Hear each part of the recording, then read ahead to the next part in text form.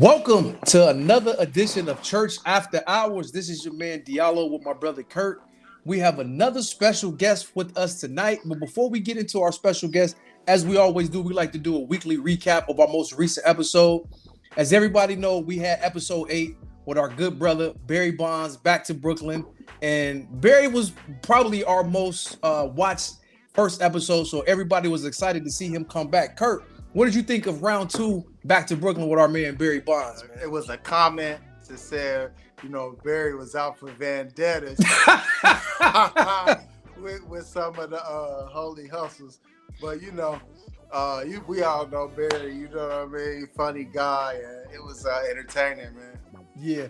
And also a great story about the fake Uzi. Great. Yeah. Learning session for the young folk. I hope they picked up on that.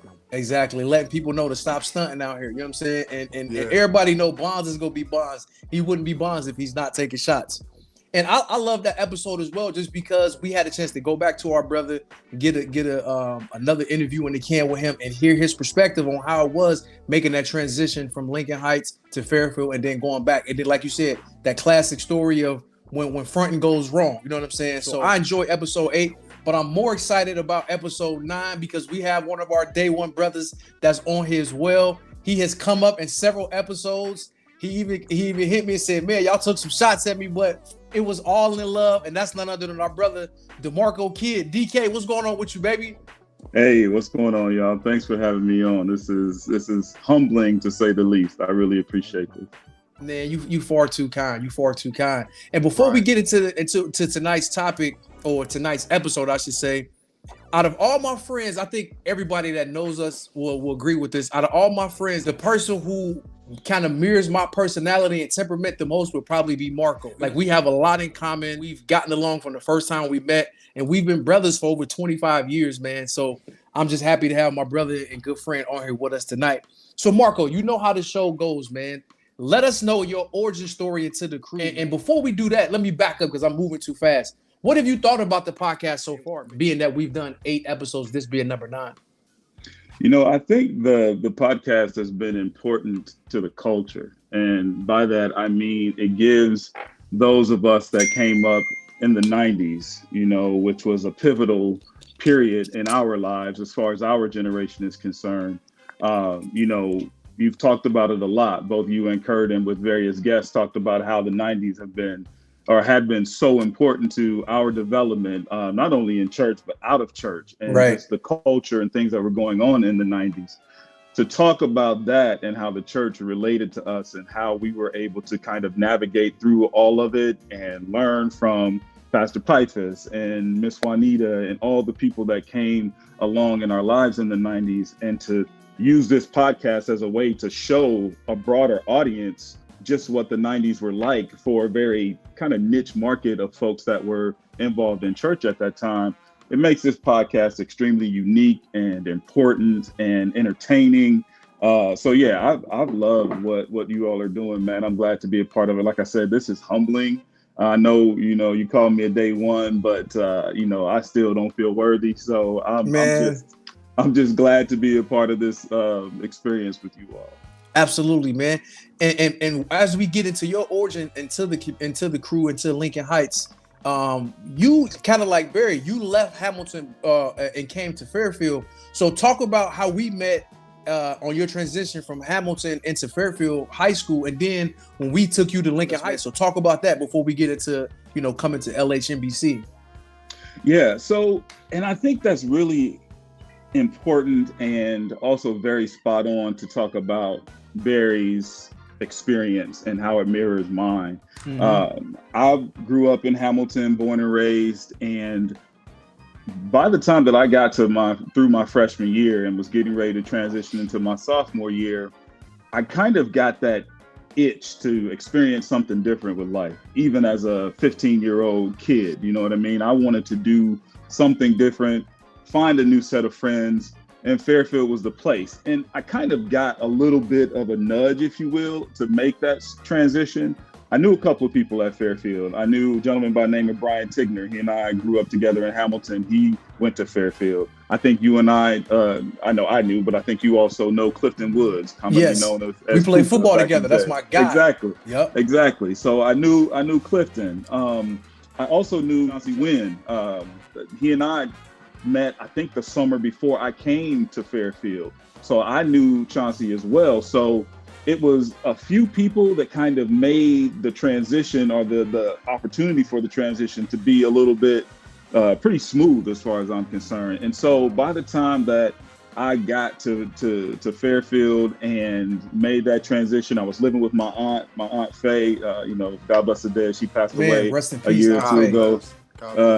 So I stayed with her, used her address or whatever, and made that transition to Fairfield. And it was such a great experience. It was a challenge because it was what it was as far as the diversity was concerned. But people like you that just kind of came out of nowhere and was like, "Hey, what's up, man?" And then I don't even know all the intricate details of how it all happened, but all I remember is you coming up to me, introducing yourself, dapping each other up. Before I knew it, you were like, "Hey, man, why don't you come to church with me?" And then that started a whole new era of my life. I wasn't at Fairfield long. I ended up transitioning back to Hamilton and graduating from Big Blue in '96. But that short time that I was in Fairfield was such a pivotal moment for me on a whole lot of levels. And it started, a lifetime of just a lot of great moments and memories and, friendships that we still have today. So absolutely. Yeah. Go ahead, Kurt. I was just going to reflect on, Marco was out there on that track like I was. Right. That was one thing. And I had no idea that you invited Marco to Lincoln Heights Baptist. And the reason I think I didn't know that is because how focused on Christ Marco was. Right. So that's interesting for me to hear. Like we always say, this podcast is not only informative to other people, but it's also informative to ourselves. That's right. And I actually want to piggyback off of something you just said about the focused on Christ thing.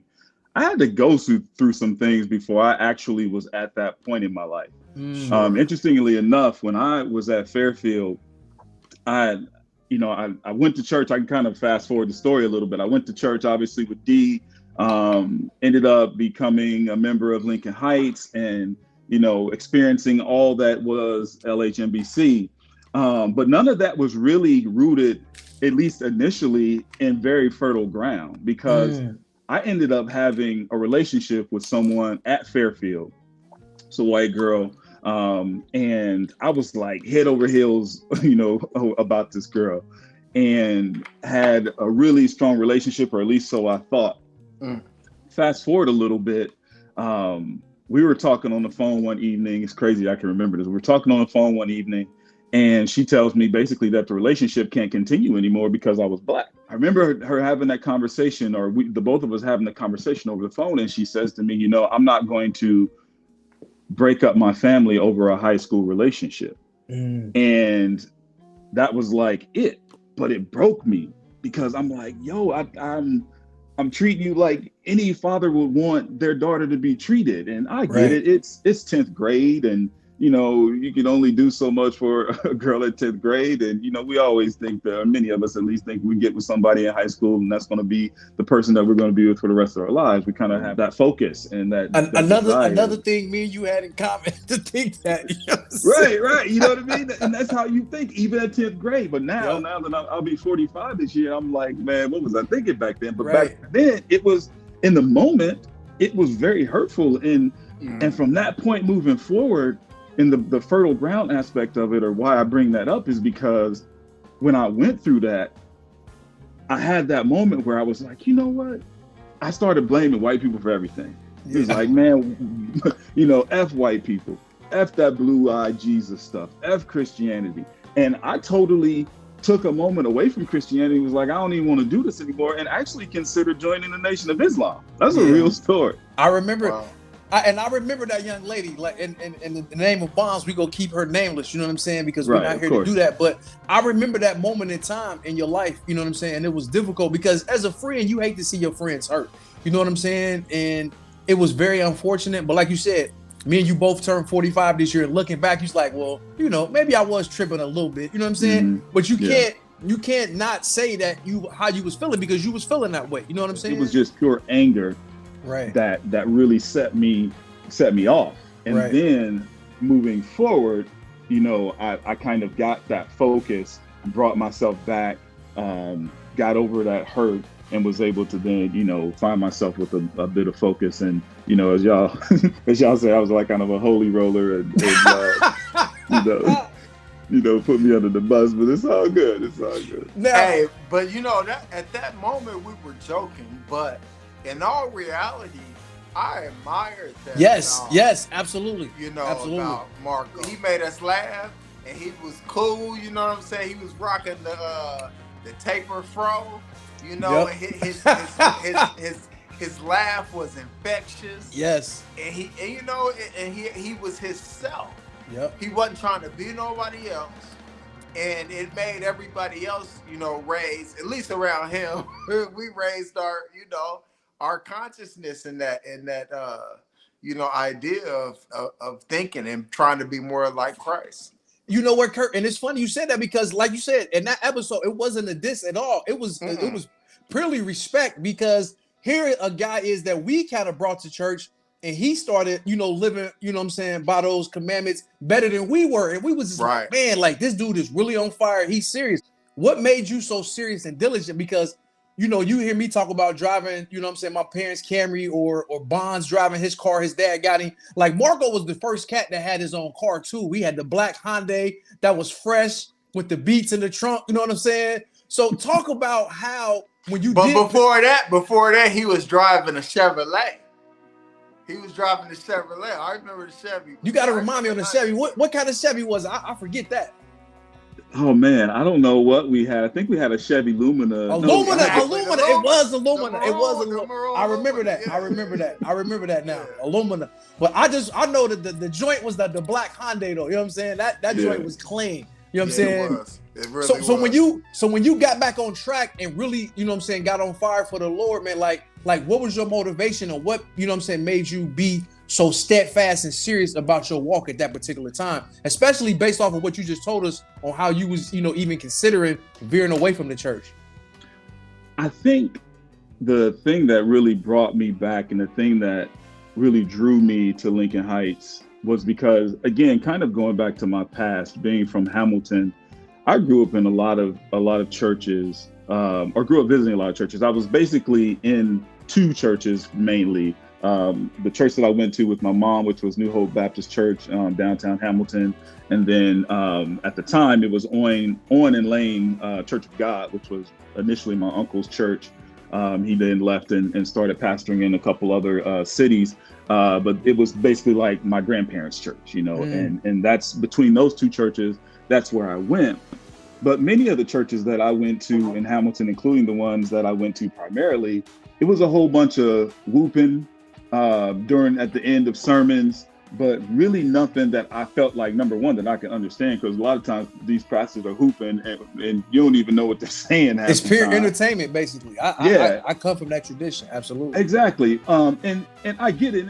I say weeping may endure for the night, but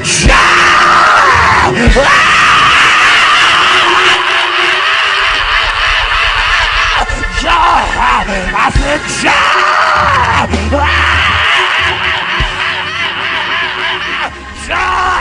is coming in the morning.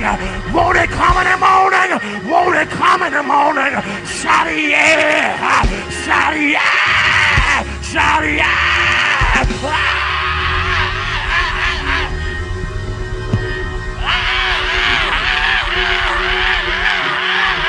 Get in this tradition, and it's Kurt.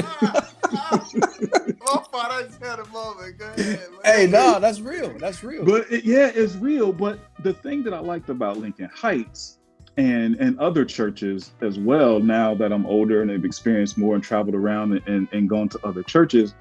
The thing that I like about Pastor Pipers is that he tried to make it, he had his whooping moments, but he tried to make it applicable to life. Yes. And how can you take some principles from these scriptures and actually, when you walk out of that church, you can know what he was talking about, B, have those principles either written down on the back of the bulletin that they passed out, or you just, you wrote them in your Bible, you wrote them wherever, or you just have them in your mind. And then you can live out those principles Monday through Saturday, and then come back that next Sunday if he's in a series, or if he transitions or goes to another sermon series or another sermon in general, you're going to get some more principles to take you through that next week. So that was the thing that it was such a new experience for me. So when I got really involved in Lincoln Heights, that was the thing for me. It was like, whoa, this thing can actually work.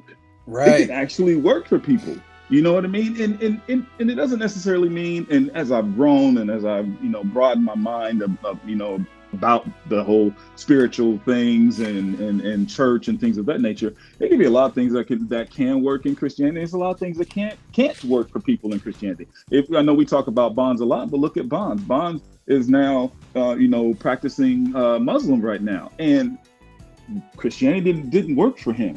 But there's a lot of people that went to Lincoln Heights and they go to a lot of the churches that are out there now, and it works for them. Right. And that was the thing that was important for me. Like, I finally found a way to see if this thing can actually work. And then when I found that it actually worked for me personally, I was all in. I was sold. But let me say this too, if I could, excuse me for bumping the camera there. The thing I'll also say though, kind of against my own self, is that focus and that Christianity that I had back then, I don't like that Christianity now. And let me tell you why. Kind of sound like Stephen A. Smith. Let me tell you why. Let me tell you why you're wrong. Tell me why, brother. Tell us. No, so the reason why I find that focus was a little bit off, if not a lot off, because think about what Kurt said a second ago. Everybody got their focus when they were around me, but maybe not when they weren't. But the reason why I find that problematic is because what that does is like it kind of pushes people away at times. And it doesn't give people an opportunity to come to you and to talk to you about the things that are going on in their life, because it's out of fear. It's out of fear that they're going to be judged. It's out of fear that, when the conversation is over, they're going to feel that I'm going to feel some type of way about what they're going through and the struggles that they're having with their life. I don't want that Christianity anymore. That's not the Christianity that works for me, because I would rather be the Christian that you can come to and talk to me when you are essentially thinking about jumping off the ledge, literally or figuratively, or when you're going through an addiction issue, or when you're going through marital problems, or whatever it is that you're going through. I would rather be the person that has a level of Christianity that's not so much of a deterrent or a wall for people, that you can actually come to me and say, you know what, I'm going through some things. Do you got a moment? Can I talk to you? Because back then, I'm not sure that anybody would really do that. We were cool. We would laugh. We would have our fun and all those different things. But if you were really struggling with something, would you really come to me and talk to me? Probably not. Hey, I'm going to be honest. I know there was a couple of times when we was veering off that we said, nah, don't call Marco. Don't call Marco. But you see what I'm saying? That's the thing. Like, I don't want that. You know what I mean? I feel you. I'm not saying that I want it to be where you feel like you can just do anything, that you can be around me and let's just go rob a bank. I don't care if DK around me or not. But it's more so, I would rather be that type of Christian that actually has the ability to draw people to me instead of pushing me away because of my passion. You can have a passion and a love for Christ, or a passion and a love for Allah, or for Buddha, or whoever you are practicing, and whatever is working for you. But if you take it to an extent, or to a point where it's pushing people away, you don't feel like you can be approached. You know what I'm saying? Right. If you're not drawing people to you, then there's something that you're doing that might be a little off. And so that Christianity that I practiced back then, I'm not I don't know that I necessarily admire it now with the benefit of hindsight. And let me say this, I'm not gonna let you beat yourself up too much. I admired it back then because I looked at you as being a young man who was super serious about his walk. You know what I'm saying? And the thing is, we never felt like you was judging us or nothing like that. You know what I'm saying? We just didn't want to, you know what I'm saying? Because he never did. He never did. Exactly. We just didn't want to involve you with the after hours part of our foolishness like that. You know what I'm saying? Right. Hey, wait till we get to the Saints and Sinners. And he was indirectly involved with some after hours foolishness on my part. My fun story, he was a part of my fun story too. So, hey, Kurt gave me the alley-oop. I gotta dunk it. So we're gonna take a pause for the calls. We're gonna get into this week's edition of Sinners and Saints. Kurt, the floor is yours, my brother. All right. And this is gonna trip y'all out. It's mostly probably gonna trip Marco out because he remembers this. All right, so it had to be, I want to say, 1994, and it was the Indiana Black Expo. All right, so this time, now we had went to the Black Expo as a group after, like maybe in '96 or you know, but this time it was myself, it was Marco, it was my cousin Lenny from Columbus. Lenny, yes. Remember Lenny. And I can't remember who else exactly. Neither can I.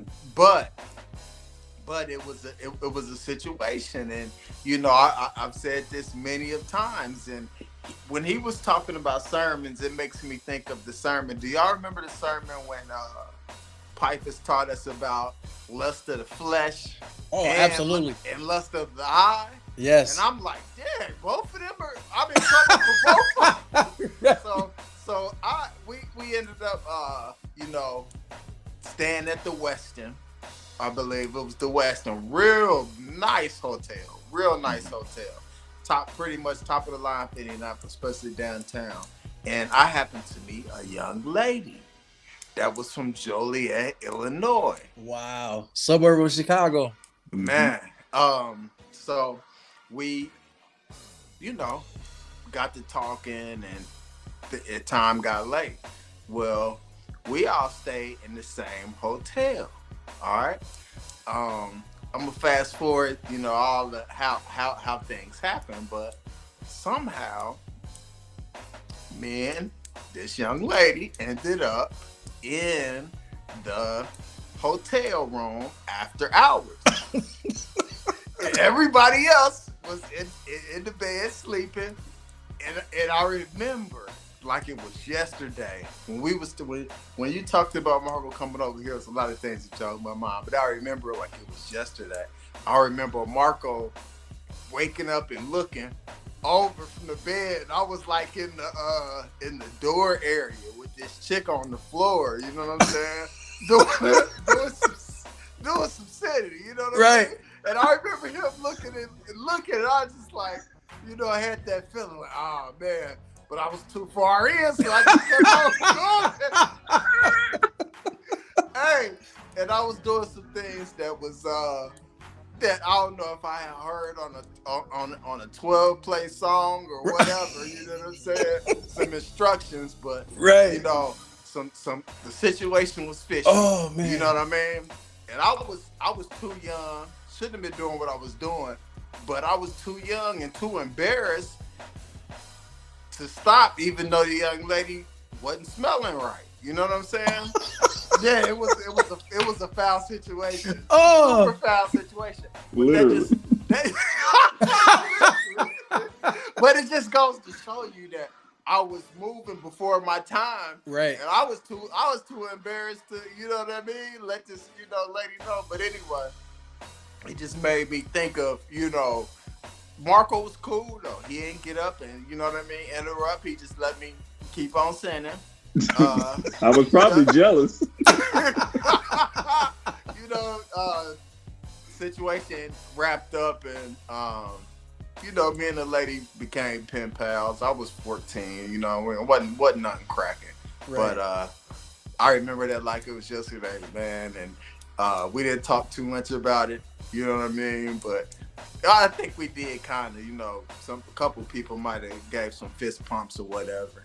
And, I thought I was cool, but, thank the Lord that, nothing happened to where I wasn't in a situation that I couldn't get out of, you know what I mean? Like having a child or, you know what I mean? Or having something that, this situation was like it was, having something that I couldn't, contracting something that I couldn't have had, you know what I mean? So, right. And it didn't go that far. It didn't go that far, but right.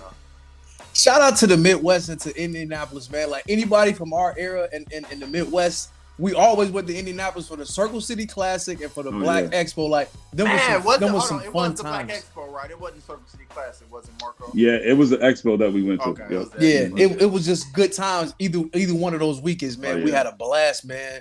So Marco, man, we coming in the home stretch, man. Talk about where you are in life and some of the work that you're doing now and how LHMBC and youth ministry help, you do some of the things that you're doing now. Because I definitely want you to talk about some of the great things you're doing in Cincinnati right now. Amazing things. Yeah, thank you. So the place that I'm at right now is just with advocacy, man. Advocacy work is where I'm at, and specifically in the area of entrepreneurship. I think where the church has played a part for me is going back to what we were doing with like the steering committee at Lincoln Heights, the youth choir, which was such a big part of our lives as young people. Not to cut you off, but we did have youth church for a little while too. Remember, we was going to the old Bird Street and we was having our own services too. So you're absolutely correct. Right. Yeah, we were having that. And then also a little bit later on, we were having those, I think it was like Wednesday night Bible study that was in that house that was next to Lincoln Heights on Wayne Avenue. I remember a few of those. Yeah. So we were doing a lot of that stuff, but like that experience taught me leadership. Being in a choir out of nowhere, Eric Watford, shout to Ewat, he made me like, what was it, like youth choir president? Yeah, that was Marco was Ewat's favorite too, by the way. Ewat go see this. I love Ewat, man. I love even more when Jay used to mess with Ewat's head because he had that little. Ewat needed to do what I eventually did, which was go ahead and take it all off. He just finally did it a couple years ago. He finally came on home. You know what I'm saying? Good. Yeah. Hey, you know what? As I ventured into losing my hair, I always remember back to what he did with his hair and wonder, should I try that? Hey, but he was still the ladies though. The ladies loved him though, regardless. That was my guy. That was my guy. Yep. But having those experiences with leadership, and again being under I really was more under Miss Juanita more than Reverend Pipus. Yes, we all Reverend was. Pipus, for obvious reasons, was a little less accessible. But when you're a pastor that many people and you know trying to do all the things, it's difficult to be able to be and attend to everyone. You know, he was at our youth choir rehearsals sometimes, and of course he would play for the concerts and things of that nature. But it was Miss Juanita who was the real kind of the engine for the youth that during the time that she was there before she left and got married and everything. But with that as the backdrop, as far as just the leadership is concerned, moving forward. The church right now, I don't think has as much of, is not as much of the engine for advocacy for specifically our people. I don't think it's as big as it once was. I think the church in general, and I'll get to answer your question. I think the church in general, I think has been really, again, going back to the 90s, where we were talking about a few minutes ago, going back to the 90s, I think even if you think about like when Murphy Brown, old sitcom Murphy Brown, when she came out as a single mother and she was going to have a baby as a single mom, and that was such a big deal. It was such a big deal that I remember Dan Quayle during George H.W. Bush's re-election campaign put stuff in his one of his speeches about the erosion of family values. And I'm pretty sure that was because at that point they saw like, well, whoa, like the TV is now even going away from the traditional ways of, you know, there was once a time in television, you couldn't even sleep in the same bed on a sitcom and TV. Right. You couldn't say darn, not to mention damn on television because of seemingly the church's influence. But as the 90s as the 90s rolled in, then you got, again, the Murphy Brown issue. You got Ellen in 97 coming out on her show. You got the Clinton years. You definitely can't remember, not remember that. Can't forget and him, that effect, right. You can't. So when all those things happened in the 90s, I feel like the church, especially the Christian right, really felt that whole influence was starting to go down. And I honestly think that the church as a whole started to go down gradually as far as the influence was concerned. And so fast forward, I don't think the church can be that engine as much. So with what I try to do just on my little platforms, I got 300 something odd followers on Twitter. I got a little over 1,000 people that follow me on Instagram. What I try to do is with Black entrepreneurs, women entrepreneurs that are doing things, that are selling things, that are making things, developing things that can be of value to everyone, especially us as Black people, but as value to everyone. I try to promote that. I try to bring about a lasting change for folks so we could have a lot of financial independence. We can have financial literacy before we can even have the independence. Right. But so we can find ourselves gradually, maybe in our lifetime, maybe not, having some sort of financial independence where we don't have to depend on basically that umbilical cord that's basically attached to white America. I hope at some point through advocacy work, especially again in entrepreneurship and financial areas, that we can, start to shave away a little of that umbilical cord. So at some point it will snap and we'll be free of all of that. And we can try to make a lot more decisions on our own. And we have more power in the political sphere. We have more power in other areas instead of always feeling like we have to depend on others. That's not to say that doing business with white folks or doing business with Chinese people or whoever is a bad thing. Right. But it's just saying also, like, we really need to have more independence, and we need more advocates for our people to do the things that will help us to, again, kind of separate ourselves and just have that financial independence. And what sparked that for me was two things. First of all, when my dad passed away 13 years ago this year, it was actually just last week, I won't say celebrated, but remembered him passing away. And I only know that because my daughter Jocelyn is the same. She was born the year that he passed. So I can always know, when, how long it's been since he died because of Jocelyn's age. But that was very pivotal for me because that was when I really, for the first time, started to think about legacy. And my dad had a real mixed legacy. For that matter, I'll have a mixed legacy. But legacy in general meant something for me at that point, because I knew with a baby on the way with Jocelyn that I wanted to try to set up a life and activism and advocacy and just something in general that would have a lasting effect on her, and then eventually Bryn when she came along. And then the second thing that was really pivotal for me was also when was Kaepernick. And it wasn't Kaepernick kneeling. It was the response to Kaepernick that had an effect on me. Because then I felt like Kaepernick was essentially put on an island by himself, and darts and guns, and figuratively, were shot at him. Right. And all he was trying to do was advocate for our people. Right. All he was trying to do. And so that response to him and how they treated him after the fact was really the thing that really had an effect on me. And so from that point on, with those two pivotal moments in my life, I was like, you know what? I got to make sure that I try to do something that's going to be as helpful for our people as possible.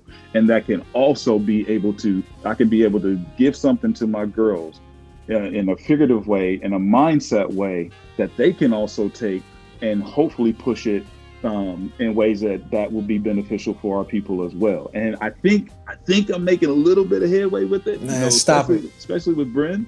I think that's really, really important for her.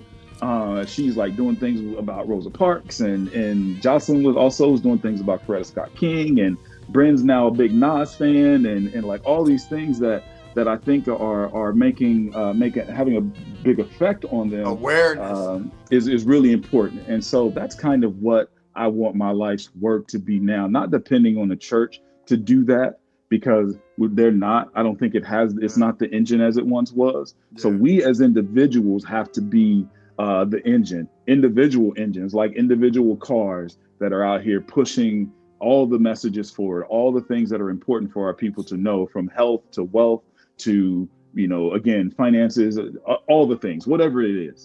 We have to individually be the engines, because we can't depend on pastor such and such anymore. Because look, man, we can barely get, I know I'm blabbering at this point, but go ahead, we can't even get a lot of our people to get out as often as we need them to support our people. We have like deacons at the beginning of services singing, Jesus is on the main line, but the same deacons can't get in the main line for their members' grand opening for their business event. So that is something that I think is super unfortunate, really. What it is, that we can't, as a church, or just Christianity in general, be an engine for our people, because we should. It once was. Right. The church was once. That's all we had at one point in time. That's all we had. Dick Gregory talked about it. And it's super important to have that, but I don't know that we have that anymore. We'll have our Starbucks churches. We'll have the Walmart churches exactly what I call that are out Starbucks. there. We'll have those. But the moms and pops, like, I just don't think we'll have that anymore, So that's where I am now. I apologize. I just went. That was beautiful. That was beautiful. And I loved hearing what Marco was saying, because, when we always home in on voting and things like that, but I truly believe financial freedom is the key to killing a lot of these isms that's going around, because the Western world is built on capitalism. I agree. It is. And just to drive your point home, Kurt, when you talk about voting, and I'm not telling people not to vote, we're not turning this to a political conversation, but it's just the facts. Like, you never see Asian people talk about voting, and they are the true definition of being financially wealthy and financially free. You know what I'm saying? So Chinatown. Exactly. Every major city you go into. I growing up in Chicago, we always knew where Chinatown was. We never really ventured over there too much, but that's a whole nother conversation for another day. And when we bring you back, I really want to dig into that church piece. Like, we can start right there and let the conversation move forward. But one thing I want to say, man, when you posted that about your daughter loving Nas and how she was a Nas fan, it made me smile, because my oldest son loves Nas. He loves Lupe, a lot of stuff that we listen to. And when he's studying, he's always has like I Know I Can on real low, you know what I'm saying, as he's studying, not too loud to where it distracts him, but it's always, I just peek in his room and it's on low, and I'm like, yeah, he's locking in, he's getting ready for whatever. It said like this week is finals week, so he's in his room just locked in, getting ready to knock out these finals, and they taking the ACT in 2 weeks. So those type of things bring a smile to my face, because it's grabbing those things from the 90s of value, and they see value in it, and they're tapping into it. So it just makes me smile. So we in the home stretch, man. I don't know if y'all got y'all fun story ready, but I got mine. I'm gonna start it off first, and I'm gonna kick it to y'all. And it's funny, Marco, you mentioned your aunt, and she's a part of my story. Not a lot, but I remember in 1996, I finished up my first year at Wright State, and you was graduating. And your Aunt Faye worked at Miller with Mike Chapman, if I'm correct, right? Correct. And she lived close to Mike, and I think she lived in a condo, and your graduation party was at like a clubhouse over by Mike Chapman's house. Mm-hmm. So the church part is us going to Marco's graduation party right around the corner from Mike Chapman's crib and this beautiful clubhouse. The after hours is, of course, we got to throw my man the after set, you know what I'm saying, where the adults can't really come. And it just so happened that Mom and Pop Morgan went to Chicago that weekend. You know what I'm saying? So we leave Aunt Faye's clubhouse. So I tell Marco, I say, whenever you finish, because he got to get his cards and count his paper, you know what I'm saying, and greet his guests. So I say, whenever, and speaking of graduation, shout out to my niece, Gigi Gwendolyn. So proud of you, just graduated from Tennessee State. We celebrated you this past weekend. But back to the story. So I tell Marco, I said, just come to my people's crib. We had just got out of school from Wright State because we was on quarters, and I brought my lady friend, who's now my wife, back to Cincinnati, and we just had a little kicking session, man. It wasn't nothing wild, but to me, it was a memorable moment.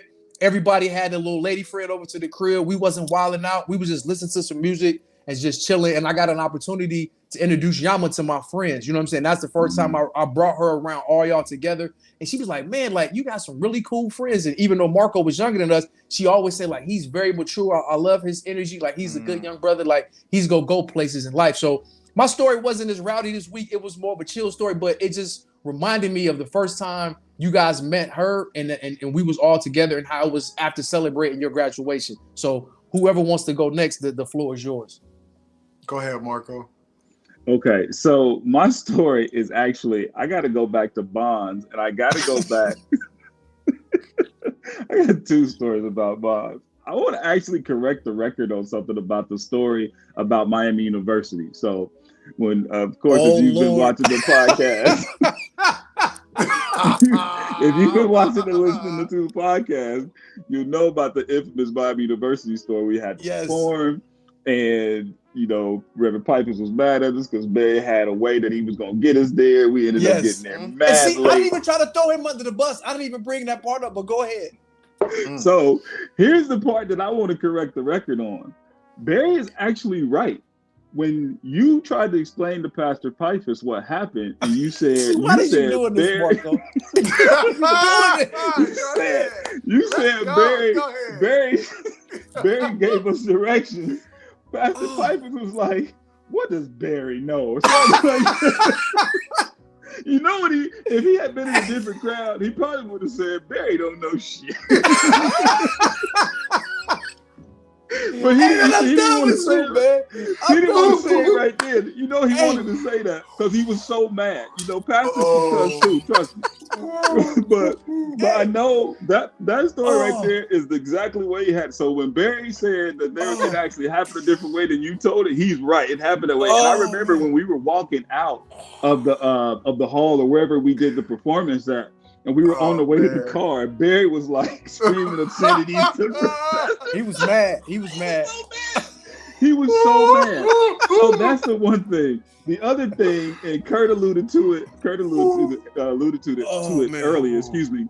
He was saying, just talking about Barry and me saying in the comments recently about him basically settling scores like Clarence Thomas sitting on the Supreme Court, because that's what Clarence Thomas sitting up there doing. Exactly. But the thing about that though is like Barry better be careful, because Barry gonna mess around and try to get mad with some of these Muslims in New York. They do got that.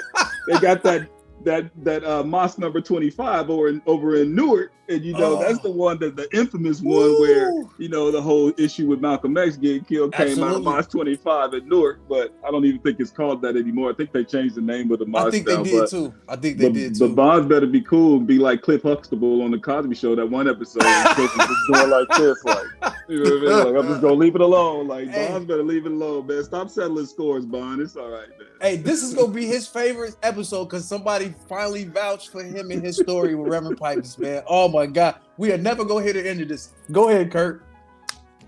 Man, I'm gonna leave it right there. I think my Satan Sinners, was my fun story, and I'm gonna leave it right there because with the story Marco just told. Man. I Barry's not gonna be back on this season, so I don't know if he's gonna be in the comments, but I know he gonna want to I know he gonna want to respond after he see this. Hey, we might have him on the finale though, if everything go the way it's supposed to go, and then he can sell his score live and in person. You know what I'm saying? I got you. But as we close, Marco, man, anything you want to say in closing, man? Your thoughts, anything you want to just share with us, man? It's been a great episode, man, to say the least. Yeah, I just want to say thank you to both of y'all for doing this. I was a part of that text chain last year when the idea initially came up, and I wasn't in the position to be able to act on it at the time. But to be a part of this, to watch, every episode so far, I try to promote it as often as I can, and just to see what y'all are doing. Like I said earlier, it's super important. I think it's important I hope my daughters watch it. I hope all of our kids watch it. I hope they can hear the stories of some of the things that we went through and some of the fun times. Most of the fun times. Most of the things that we went through were fun. It wasn't a whole lot of drama and things like that. It was normal things. thank Lincoln Heights Baptist Church that Yes. redirected Exactly. us. Exactly, they did, and it was just such a great thing because many of our girls, or my girls at least, they don't really have that as far as church is concerned. They don't have like a strong like youth unit of of kids and leaders and things like that they could have and go to somebody's house from church and kick it like we did at the Morgans most of the time, or go wherever. Like, we don't have that. Like, their fun now is they go to church and they can get pop. Like, that's like or Danish or donut or something. Right. Like, you could go to church now and like before you go into the sanctuary, you can stop by a concession stand and get a rib tip dinner. Like before you even go to That's like, real, man. That's church real. now. Our church mothers are rolling over in their grave with the stuff they that we are, can man. do in the sanctuary now. But but I just really appreciate what y'all doing. It's super important, I think, and I hope this grows way beyond what your imaginations are. I'm just glad to be along for the ride and see what y'all are doing. So thank you. I'm truly, truly, truly humbled just to be a part of this, man. So thank you for having me on. Man, it wouldn't be what it is without you, man. Like you said, you was a part of the original, text chain. And like you said, things happen. People have things to do in life. So we understand. And one thing you said that's true. And I think Kurt is starting to experience this, and my brother is experiencing this. Our kids are starting to watch it, because at first my son was like, Dad, this ain't the insightful. Like all the stuff you be talking about on there, we have to hear it before it goes to the air. I'm like, nah, this ain't that. You know what I'm saying? So now they loving it, and they be checking it out on their own. So that's the beauty, and our children have an opportunity to travel back to 1993, 1994, and kind of get a snapshot of what their pops or what their uncle or what their their pops friends was doing back in that time. So it's a beautiful thing. But thank you, brother. It's been a beautiful experience. We're thankful to you for taking the time out of your busy schedule to come and sit down with us. And this is definitely one of my favorite episodes, man. A lot of laughter, a lot of love, and a lot of great memories being shared tonight. Thank you. This is episode 9 of Church After Hours. We'll see y'all. Peace. Peace. Church After Hours.